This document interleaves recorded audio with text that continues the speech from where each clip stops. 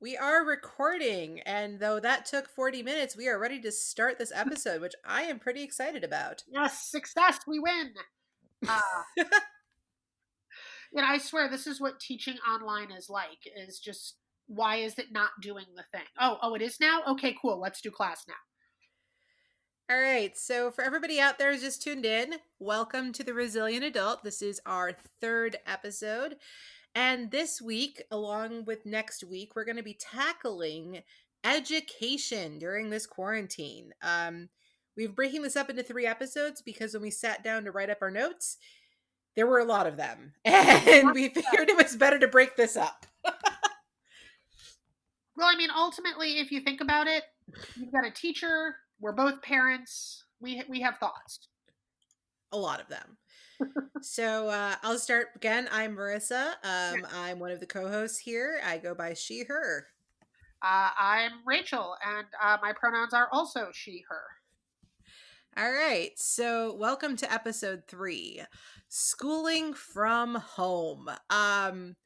So my kids are older at this point. I'm not dealing with small children anymore. I've got my baby is in middle school. So, and I've got 2 who are doing college right now. So there's a very different experience that I'm sure some people are going through with small children out there. Both very small kids who, typically would be in daycare, or even kids probably going on up through 5th or 6th grade is going to be a pretty wildly different experience than junior high, high school, or college. But I will say with a middle schooler, um, I have learned how little focus my child has during formal education. If teachers get nothing else out of this, the understanding that middle schoolers have approximately the same attention span as kindergartners has now been made clear to the masses. Yeah, just trying to keep him on track. Like, I mean, I can trust him to be alone in a room. He's past the age where I'm worried about, the house potentially being set on fire because I'm looking away for 5 seconds. But just trying to keep him on track to actually log into the class, respond to questions, turn things in on time, pay attention, Well, there and are I'm trying to so work many myself is just been a nightmare. Oh, it is. It is absolutely. Uh, I mean, even in a classroom setting, that's one of the primary difficulties I have with middle school students is just maintaining focus. I mean, their brains are running at a mile a minute. They're processing hormones that are new and weird, and their emotions are really pushing to the forefront. And then you add the computer where, YouTube or Minecraft or Discord is just right there on that next button, and they have no awareness of time passing, really, so that 5-minute jaunt over to take a break can become 2 hours really, really easily for kids. um, it's one of the things that I definitely want to bring up as we talk about this. I don't think I've mentioned this episode. I have been a teacher for over 20 years and a middle school teacher for going on 11 at this point. So I can speak to the teacher side of your struggle very clearly. And my own daughter is a freshman in high school, so she's not far out of that middle school experience either. But this week, we decided we wanted to really focus more on talking about younger kids specifically, and the reason was, even though obviously our own experience close to home is right now is with mostly older kids, and your professional experience is mostly with other kids, I feel like the biggest struggle, and like the biggest, I would say, I don't want to call kids a burden, but teaching while working, the burden of that, I think, is really falling on parents who are dealing with younger children the most. And so I really wanted to this week talk about that as our introduction to what's going on with education right now, why we all feel like we're struggling, why it seems so hard, and also going forward, because it sounds like even though some of our states are much against public health advice, trying to quote unquote reopen, I think we all realize this is at best going to be a terrible experiment. We're all going to be back in lockdown pretty soon. So I mean, ultimately, I I've had the foresee schools being closed for a while. to look at some of the requirements that would have to be in place to be able to safely open up schools. And I can say categorically that it is not feasible with our current public school system. It, it's great ideas, and it's based on the Denmark model because the kids in Denmark are back in school, but our buildings are not equipped properly. Our teacher to student ratio is not appropriate. We don't have enough space to do this in the way that it's being shown to be relatively safe and effective. So here's hoping that decisions are made that protect our children, even if it is driving us a little bit crazy. Yeah. So, to make this more possible and to maybe make us all less likely to call our politicians and beg for the schools to get reopened, we're going to talk today a little bit about a few things. We're going to give some historical perspective about how education was handled before we had schools. And it's going to make you feel a little bit better about what you've been struggling with doing this. Yeah, Um, spoiler Rachel's alert, also going to talk a because bit about some child psychology and cognitive development and why you're experiencing what you're experiencing with your kids right now. We're also going to talk a little bit about what you can specifically do. We're going to give you some specific hands-on tips to make your life better, your kids' life better, and make it so they maybe actually learn something during this time. But we're also going to tell you, you know what? It's okay if they don't. The simple fact is human beings are super adaptable, and while certain development milestones are important, um, there's a lot of flexibility in that time chart. And it's not going to be the end of the world if for the next 3 months, what your kid mostly learns is how to manage their emotions in a crisis.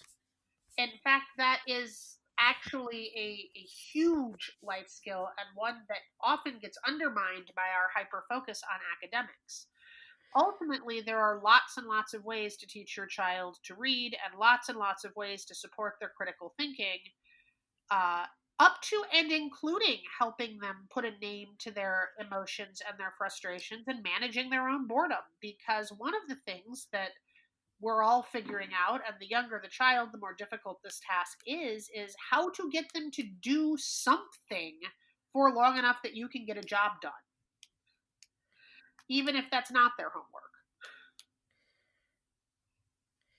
So I definitely think that's important. So what I want to start with is just giving a little bit of background. This is where I bring in some of this. So I am not a historian. I don't play one on TV either, but I am a nerd and I love learning about history and listening to history podcasts as a hobby. One of my very favorite ones is called The Tides of History, hosted by a guy named Patrick Wyman, who is I would say, professional historian. I mean, he's got a PhD in history. His big focus is late Roman history and what he calls the early modern world. But obviously, one of the big things that happens in that time is, of course, a change in education. Because if you know anything about history, you know that, you know, Greek society and Roman society was one of the first societies to have an actual organized, developed school system that was almost a branch of their government. Obviously, it was not available for everybody. It was exclusively, essentially, for the sons of the very upper class. But it was an actual system as opposed to a one off thing. And most modern school systems, believe it or not, are actually built around a similar model. They used that model when they were coming up with our modern school systems during sort of the late medieval period through the Industrial Revolution. And ultimately, But it's because that system works. There have been other attempts throughout history to formalize education that were sort of dismal failures. So, this idea of having specific subjects that are set and looking at age and developmental readiness, even though education now looks vastly different than it did in ancient Rome or ancient Greece, those ideas are really the only way we've found to do it effectively with groups of children. yeah, so obviously, though, between the Roman Empire, which there is some debate about it, but most historians agree sort of fell apart between like 450 to 600 AD, and of course, late medieval Europe, which is sort of your 1200 to 1300s. There's a lot of time where there were still people being born, growing up, and dying, and no school system. So, how in the heck were kids educated when there were no schools? And so a lot of times people imagine, oh, well, the mom stayed home and she sat down with her kids. No, no, no, no, no, no, no. That is not how family life worked in that society. Or really, even now, if you go out and you find an agrarian household that's not part of the formal market economy, both parents are working 100% of the time. Everything they do is a form of work. And I don't mean that like in a nicety, oh, ironing is working. I mean, ironing is hard work, but I mean like it's actual, like what we would consider to be market work. It's just taking place in the home and not for an exchange of money. Well, and you take into account that historically, anything that we have mechanized, laundry, dishwashers, refrigeration, Mm-hmm. all of that had to be done and maintained and organized by hand. Your food had to be salted so it didn't kill you. Your well If had you to be maintained so that it didn't kill you. Actually, the so that it didn't kill you can be tacked onto a lot of things for that time period. And Uh, so it comes begs the question of if there was no person sitting down and going with books and little kids having slates and stuff, how did they learn? Well, first off, it's not so much how did they learn, but what did they learn? And what exactly. you're going to find out is the vast majority of kids in that time period did not learn something we would see as education. They didn't learn to read, they didn't learn to write, they didn't learn, you know, e- even the most basic stuff. So, in your typical uh, poor to even lower middle class household, all right, kids just didn't learn what we would consider to be education. What they learned were the tasks that their parents were doing to maintain their life. And quite often, this was at the detriment, honestly, of these kids' health. It was a necessity, but there were times where, yeah, 2 and 3 year olds would be given a poker and told maintain the kitchen fire. And yes, it turns out a 2 and 3 year old can actually do that if you're willing to accept that That about about one in 25% of three, them will burn to death. yeah, that's like about one in three kids died before their fifth birthday. And not So just of disease, a lot of it was accidents. oh, a lot of it was accidents. In fact, they lost babies to disease, but from about 3 to 5, it was accidents, and usually accidents either involving farm animals, because horses and cows can and will trample a small child, or fire, because it turns out that while you can hand a poker to a 4-year old and tell them to maintain the fire, it's not super effective in keeping healthy, happy 4-year olds. Uh, No. so one of the things that I definitely want to make sure that we acknowledge is that there's a lot of stuff being thrown around on the internet about how our great grandparents did things, or about how children in past generations were so much more responsible, and look at this 5-year old going to his job at the textile factory. And yeah, they sent 5-year olds to work in the textile factories where children lost limbs. um, And our so expectations for our children are in line with our expectation for their physical and mental health. Um, and I think that gets glossed over a lot with a lot of these, like, look at history type scenarios, is they don't acknowledge those mortality and morbidity rates, which they really should. but one thing you can definitely learn by looking at history is that among the people who were providing what we would consider an education, by which I mean learning to read and write, learning some basic math, maybe a little history, maybe a little literature, maybe a little philosophy, because that's essentially what education consisted of, such that it was. Those kids were not learning at home. If you were very, very wealthy, and by which I mean literally the very pinnacle of society, if you were a kid of the Pope, and yes, the popes did have children, many of them, um, and if you were a kid of a king or perhaps a very powerful duke, then you had a personal tutor, probably that you shared with all of your siblings or at least your brothers, because most likely the daughters really weren't receiving this kind of an education for the most part, although there were exceptions. For the most part, it was not happening.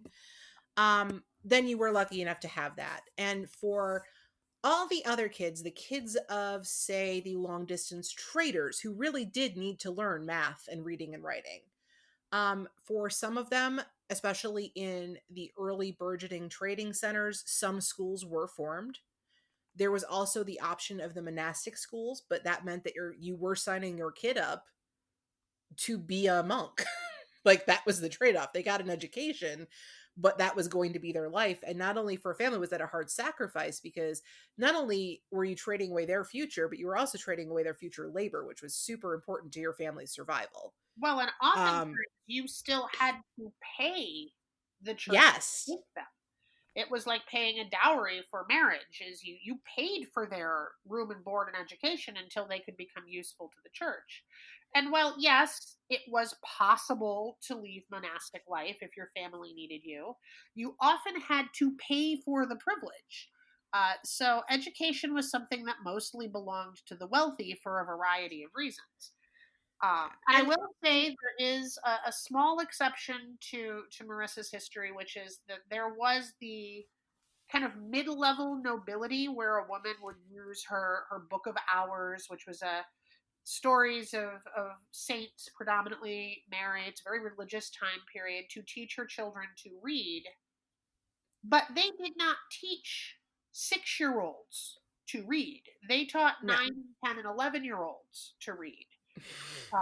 And they also did not teach these kids to read at the level that we think of as reading fluently. If you could read well enough to read your prayer book and kind of understand what it said, you were good. You didn't need anything beyond that. Yeah, and pretty much the only other level were very large, wealthy, well connected trading families, mostly arising especially out of places like the German Free States and northern Italy at this time period, where you see a lot of banking families arise, would often have an extended family member, perhaps an uncle from, a more distant line, who they would literally pay. They would say, come live in our grand estate, but educate our children.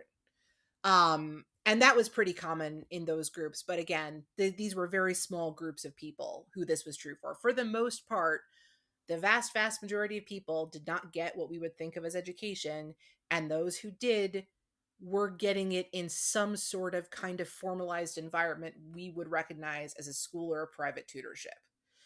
And there's a reason for this, and Absolutely. the reason is you can't do it. You cannot work full time and full time teach academics to small children.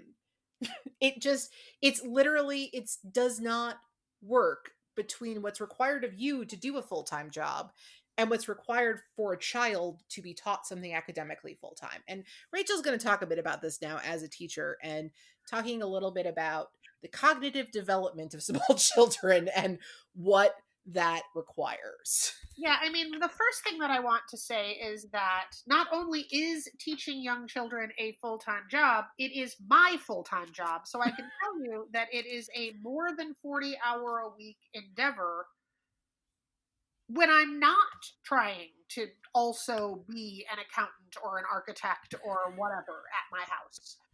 Um, so I think this might be a moment to everybody just take a deep breath and realize that you're not doing it wrong. This system is not designed to be successful in the long term, at least not in the way that we have previously defined success.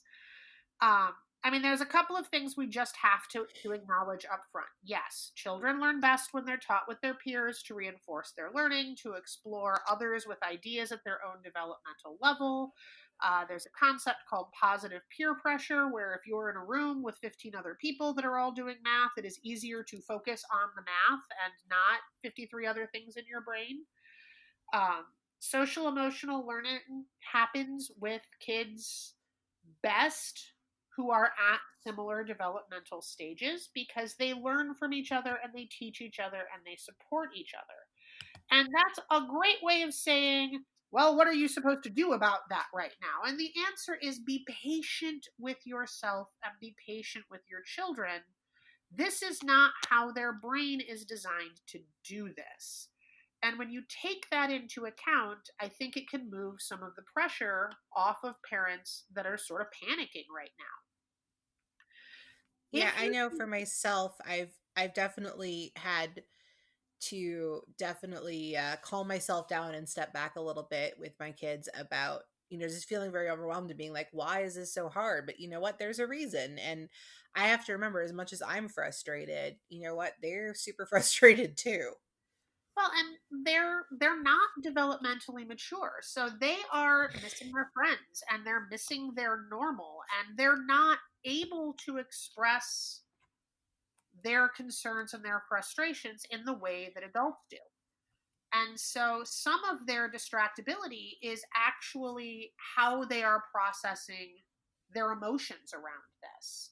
And depending on the developmental level of your child, there are kids that don't really understand why they have to stay home and they can't go play at the park and they can't have play dates or sleepovers and they can't go see their friends.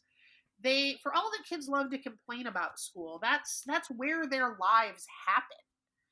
And that's been taken away, and for especially the very youngest children, they might be able to parrot back the explanation that you've given them, but they don't really understand why.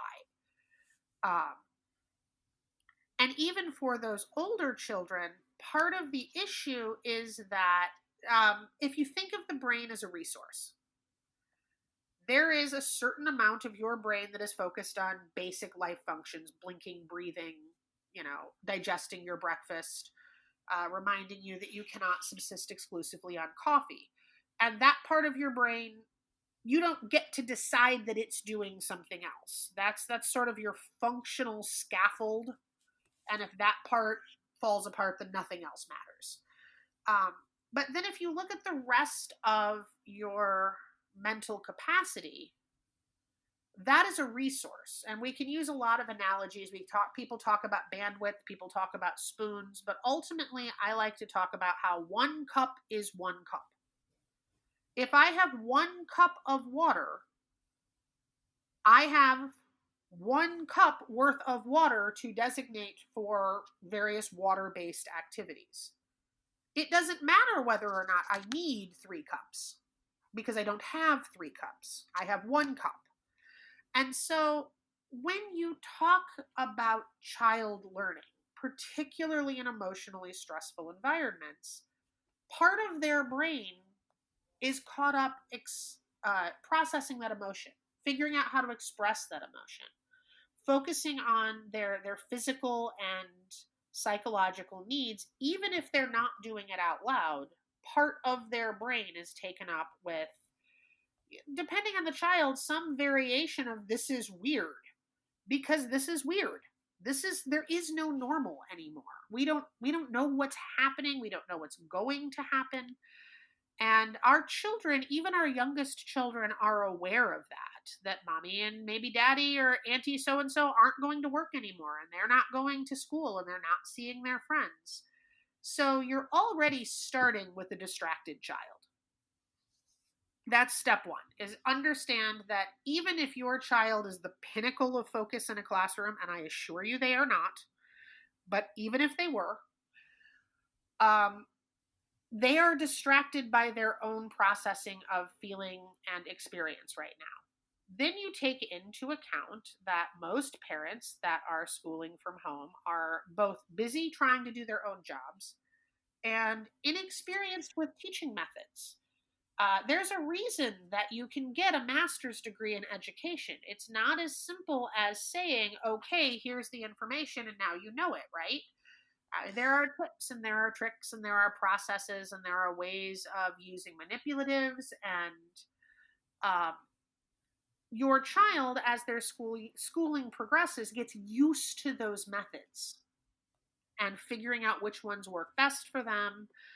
And chances are, even if you have a background in education, you probably don't have a background in educating multiple children at multiple age levels with multiple functionalities and skill sets.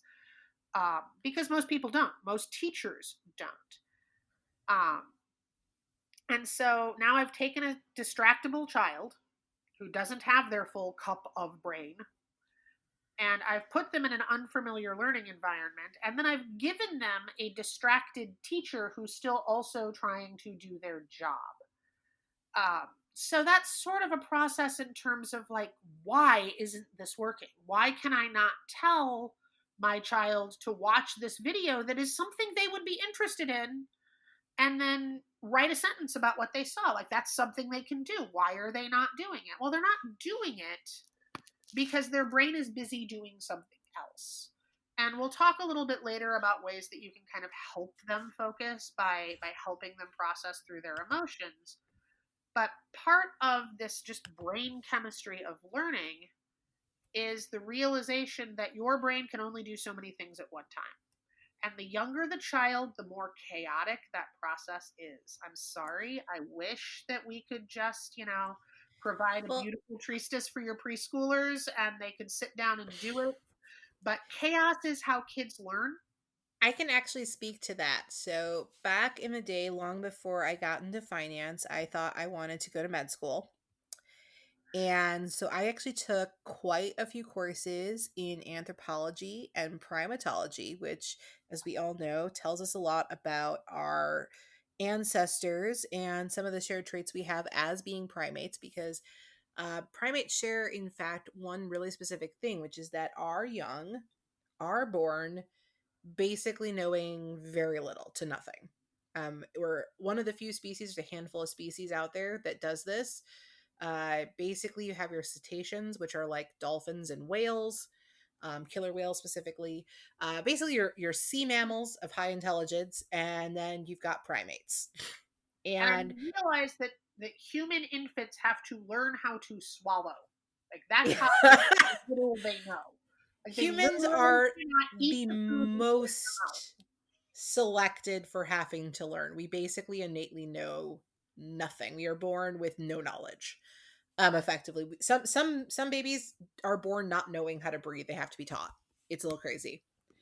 Um, and so the thing about this is the reason why, because obviously evolution is a trade-off, right? um an animal whose young is born knowing how to walk, breathe, eat, whatever, they're going to require very little investment from the parents once they're born, right? So if you think about it, they're like immediately functional. That's obviously going to make it easier for them to be successful. So why as a species would we make this trade-off? Well, the thing is an innate knowledge is a knowledge that cannot change. So, like baby panda is knowing that it likes to eat bamboo, but a baby panda is not born knowing that it can eat literally anything else. And so, if there's no bamboo, they starve to death. They will So, human actually babies, starve to death surrounded by bamboo if it's not the first type of bamboo their mother gave them. They yeah. literally are so non adaptable that different bamboo doesn't register as food in their brain. So the thing about humans is the trade-off that we have made is that as a species, we can literally adapt to virtually any environment. That's why you can find humans even before modern technology. You could find humans living very near the North and South Pole. We lived in deserts. There's even one group of peoples who literally lived on the ocean on rafts. We are hyper adaptable as a species. The downside of this is that are not just infants, but really until about the age of 12, um, they're kind of useless. Um, and it's on purpose. The reason they're kind of useless is so that they are constantly learning. So they are learning absolutely everything they can about the environment they are in. And so that learning can even change over the course of their childhood. So, say if they're born into one environment, but the climate shifts, they can adapt. By the time they hit adulthood, they can learn about both things. And this is really amazing. It's why our kids can learn so many cool things. Why, as adults, we can be skilled in architecture or linguistics or engineering or welding or deep sea diving. I mean, it's just so varied. But the downside of this is that small children are not efficient when it comes to learning. Like it's literally the opposite of efficiency. And when people complain, "Oh, it costs so much to educate kids. It costs so much to run a school. This is so expensive." It's like that's because you just can't build a lot of efficiency into educating small humans. It's a biological impossibility. I mean, think about a group of adults when faced with a large number of choices. Like, have you ever tried to get a group of 12 people to pick pizza toppings? And these are theoretically grown Uh up with fully developed brains. So, I mean, it's not the fault of the kids, but it is just a true fact. And the thing is, in our modern world, where this is not true, obviously, there are still some parents who are full time at home with their kids, 24/7 parents, but they are very much in the minority in our society. The truth is that even people who have kids are to a certain degree insulated from what it's like to be with a small child 24/7. And when you're insulated from a reality, it's real easy to forget it real quick. Well, and I mean, just I pop in on the distance learning classes of our preschool and first and second grade classes, and I went to those classes this morning in preparation of talking about this, and oh my god, um, I mean, the kids are learning and they're making progress and they're talking and they're analyzing, and it's absolutely insane. And to somebody that doesn't know about how young kids learn, it looks like utter chaos. Um, and the preschool and lower elementary school teachers at my school are phenomenal teachers, and they're doing wonderful things with the kids. And even I am sitting there kind of blinking at them, going, oh, there's nothing you can do when that 3-year-old decides that he's going to go play with dinosaurs now. Like you can't redirect him Because because you're not there. you're not there. You if they don't want to listen to the story, there's no, oh, come sit with me and hold my hand. There's no, oh, we're going to draw really pretty pictures, let's find your favorite picture in the book. None of that. I mean, all of the tricks and tips, sorry guys, that teachers use with younger kids to kind of build that focus, it doesn't work long distance. And there's sort of a philosophy of education, and this is not my phrase. I don't remember who I stole it from, I'll be honest with you. But the thing that the child is paying attention to, the thing that they're looking at, is the thing that they are learning, and it's not always you. Um, in fact, it's often not you. Um, and so, but in that chaos, for all that we're telling you, oh my gosh, it looks hopeless. It's not. I promise. Your kids are going to be okay. Um, Even if you are a frustrated parent trying to navigate this with no teaching background, there are things you can do to make this more manageable for you and your family, and to make sure that your children are still making forward progress. Um, and But I do have to interrupt here. I want to give a little piece of personal anecdote to any listeners out there who's like, oh my God, no, what if my kid doesn't learn this or what if my kid doesn't learn that? Okay. I personally, a person who has a master's degree, who has a very good job in a well paid field, did not learn how to read until the second grade. And it literally, I was in honors classes, I did AP, I went to college. I did not have any problems for not learning how to read until the second grade. I didn't have a learning disability. I just wasn't motivated to try, and my school just didn't like push it because my teachers, I think, rightly saw that I just wasn't ready. And and so I if want to add to that, just because I think sometimes it's important to look at these models side by side. Is I learned to read at 4 years old. I took those same honors classes, went to the same undergraduate school, and had the same number of degrees as Marissa. Learning to read younger isn't magic. It's not like a guarantee for success. So she learned to read at what, 7 or 8? about 8. And I learned to read at 4, maybe 5. I don't know. It was a long time ago. Um, my ultimate memory of this is reading a book called Happy Birthday, Dear Dragon to my kindergarten class. So for sure by kindergarten. Um, and we ended up in similar places because it turns out that there isn't any academic advantage to learning to read before you're 7 years old. It all evens out by third grade. Um, and there is plenty of research out there available to back me up. I'm not just saying this because it makes me feel better. Um, my daughter learned to read at 4, read for 2 years, and then refused to do it for a year. I don't know why. Well, She was busy. Math was more interesting. She yeah, felt that that I sounds should about right. read to her because the books she was interested in were still too hard for her. Many, many reasons. But yeah, the point is that there are going to be deficits. There are. It's just the way it is. In terms of how we view formal learning, there are things that are going to not get done. It's okay. We can do it later. They can still learn it. Um, so that kind of leads me to, tip number 1, which is forget about their grades. Literally, just don't even ask about them. Focus on learning rather than letters. Um, Ultimately, a lot of states are changing how grading works anyway, and their grades for this quarter are going to be functionally meaningless. Um, you might want to look at feedback for sure. Like, this is what they're doing well, this is where they're struggling, but don't worry about the numbers because the numbers aren't what's important.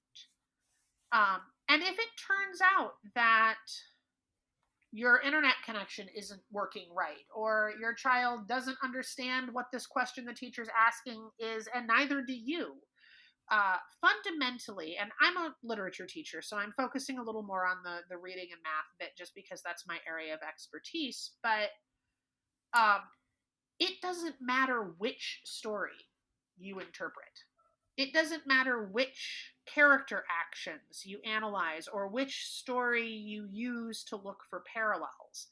I had a phenomenal, like, gifted level 7th and 8th grade class discussion about character parallels generationally in the anime My Hero Academia and how the younger generation is getting the opportunity to reenact the dichotomy between these two characters, but to do it in a way that's less destructive. And like, as a literature teacher, I would pay in gold to have my kids having this conversation about, say, Fahrenheit 451.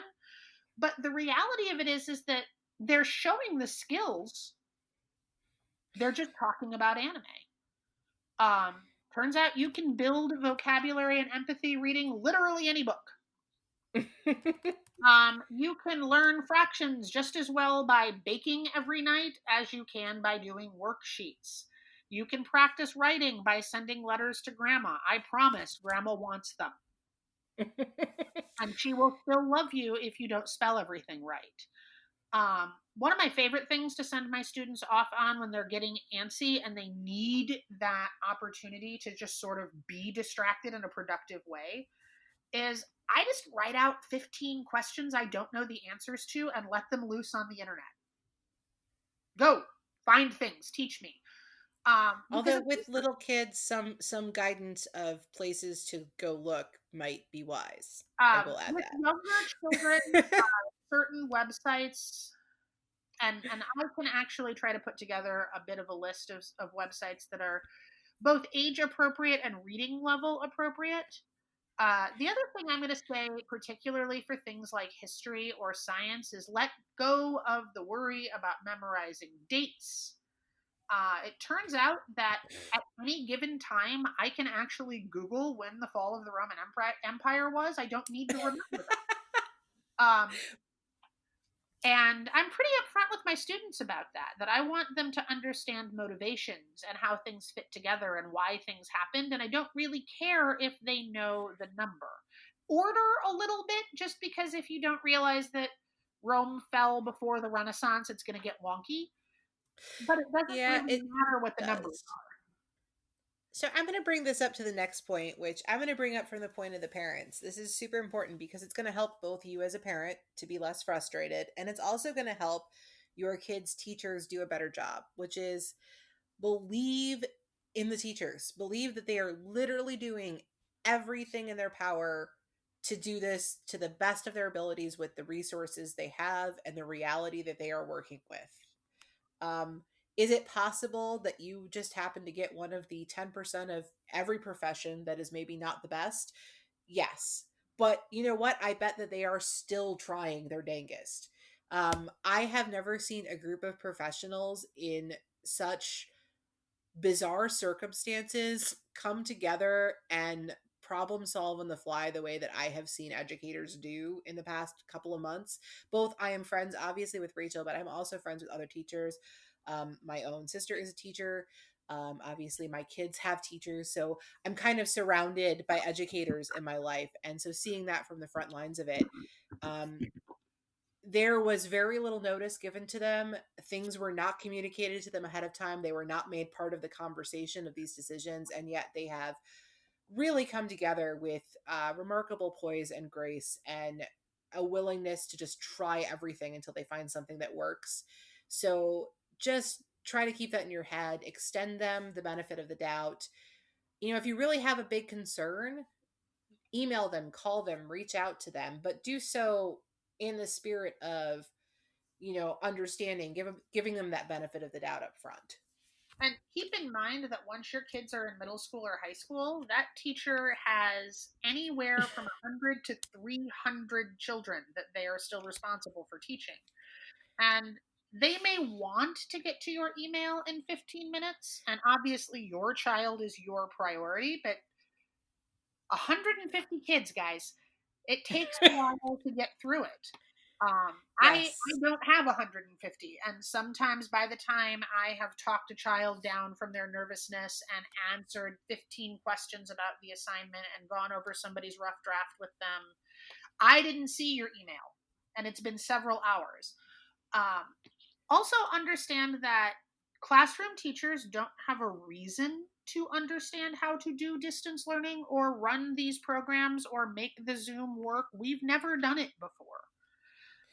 And technology in schools is often one of the last things updated. So a lot of teachers have not had the opportunity to learn or are learning on the fly as it is. Um, the next thing, and I know that this is kind of counterintuitive to what I've said previously, is both have and communicate high expectations and demands for compliance from your children. What I mean to say is, of course, they do not want to go do that reading or look up those words or finish that vocabulary activity. They didn't want to do it in the classroom either. That's not what they're craving in terms of activity. It's not as much fun as Minecraft or chatting with their friends or watching endless hours of whatever video game they're currently watching on Twitch, which I do not get, but there you go. They didn't want to do it when they were in my classroom either. They did it because it never occurred to them that not doing it was an option. When you, with your words, or more often with your subconscious behavior, communicate that this is stupid or valueless or doesn't really matter anyway or is just an irritant, your kids will pick up on it and they will believe you. Um, Now, that's not to say your kids aren't going to get distracted, and it's not going to say that they aren't going to mess up, because I promise that they will. But if they understand that, look, I can get this activity that the teacher assigned done now, or I can get it done when I was supposed to be downloading that movie that I wanted to watch, most kids will at least put in some effort to get the work done, even younger kids. If it's like, well, right now your time on the computer is watching this video your teacher sent and drawing a picture of it that I'll help you upload in a minute. And if you don't do it now, then you don't get your screen time or your video game time or your whatever time later because it has to be done. If the understanding is clear that later might be an option, but not at all simply isn't, it will help you get your children to comply. Um, but if you are communicating that it's stupid and frustrated and pointless because you are feeling overwhelmed and it feels stupid and frustrating and pointless to you, you're your kid's first teacher and they're going to believe you. Um, on the flip side, cut your kids some slack. If they aren't audio visual learners, this is difficult for them. kids that are used to kinesthetic learning, kids that are used to needing movement breaks, kids that struggle with materials management. Um, I have a student that I'm emailing daily to be like, honey, you have to submit it. You have to give it to me. I can't take it out of your folder. I don't have access to your folder. And that's a seventh grader. Just think about your 8-year old and kind of understand that they're going to forget. Um, and then this is just a big one, and I know Marissa can speak to it too. Don't try to pretend that you aren't confused or frustrated. Our Yes. children learn so much from watching us confront frustration and difficulty, from watching us be upset and manage it, or be frustrated and manage it. If you continuously set this impossible standard of I'm never frustrated and I'm never upset and everything's fine and everything's easy, and then you lose it and yell, which many of us do, not only are you confusing, but you're setting a standard they can't meet. And I don't know if you wanted to say something about that before I continue. Um, but just like a classroom is a place that you go to do school things, if you have a place that kids work on school things in your house and you don't do anything else in that space, then putting them in that space sets the mind to focus on doing those types of things. It turns out human brains are pretty programmable, which is why, you can sleep through screaming children running up and down the hall, but you will wake up to that little twinkling noise on your cell phone because your brain has been trained that that's the wake up noise. Um, Yeah, and I do think one thing that is really helpful for all of this that we're talking about, the high expectations, compliance, and helping your kids figure out how to manage this, is building a structure around their school time. And what I mean by this is that normally when your kid goes to school, right, they get up, they get ready for school, you have whatever it is your family does to get out the door every day. They get to school, so they're traveling there. Either they're walking there, you're walking them there, you drive them there, they take a bus, whatever. There's a process where they go from home to school, so that when by the time they arrive to school, even though you probably don't think of it this way, what you're doing is a ritual. You're doing a ritual that means now is time for school. So one thing that really helps kids in this time is giving them that ritual of now it's time for school. oh, And absolutely. so one thing is, even if you have a very small home, you live in a small apartment, whatever, you don't have to permanently set aside one spot that's sacrosanct for school, but you have to have some sort of process that makes it school. So maybe part of the morning is after breakfast, you go to the dining room table and you lay out, a certain placemat that they work on, and you put out their pencil cup and you put out, whatever it is, you set up their school space And so I that will when that's done, that's school time now.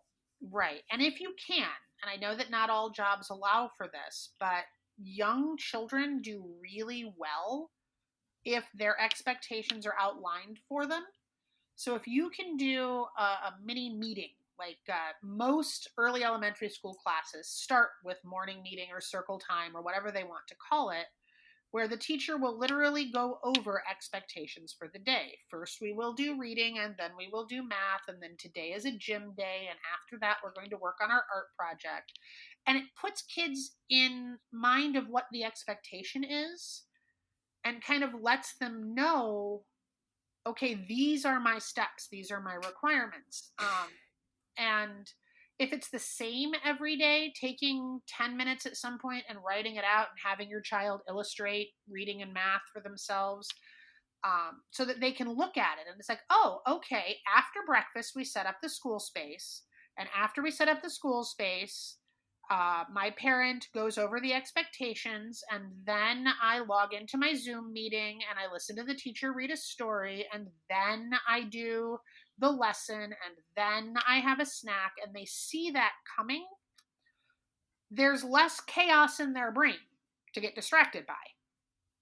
And the other thing is, even if your house is tiny, even if you don't have outside space that's safe to visit, find something physical for your kids to do. They need to move, even if it's just jumping up and down on something.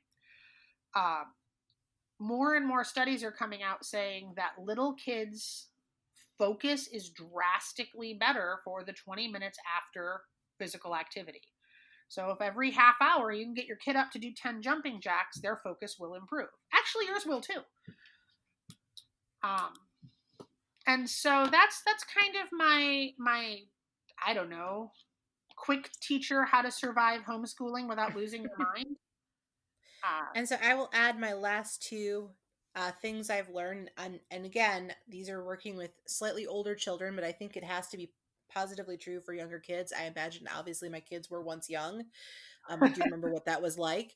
So I would say the first thing is anything you can move to a time when you're not working, whatever your job looks like for that. For some people, if they're working from home, maybe they have some time during their normal working hours. They can work with their kids one on one. If your job is like, say, a call center rep, where obviously that's not possible, if you can even just say, you know what, do your classes during the time, but I will help you with your homework after dinner when I'm not working, so that you can really give them some undivided focus, because it doesn't just help them more. It also communicates to them the importance with which you take school, that you're giving up your 100% focus, which obviously you can't do while you're working. It's just not possible. The second tip I would say is make sure that these kids have some opportunity for physical play. So even if you live in a small apartment and there's no, obviously the playgrounds are closed and all of that, if you can get a yoga ball or like a mini exercise trampoline, or if you have room to squeeze a stationary bike in, something where these kids are getting some physical activity, little kids thrive on it. I cannot stress that enough, but this is even true of middle schoolers. Like, they need opportunities to move, and especially in a fun way. for little kids, I've come across. I just discovered this. It's called like cosmic yoga. It's free on YouTube.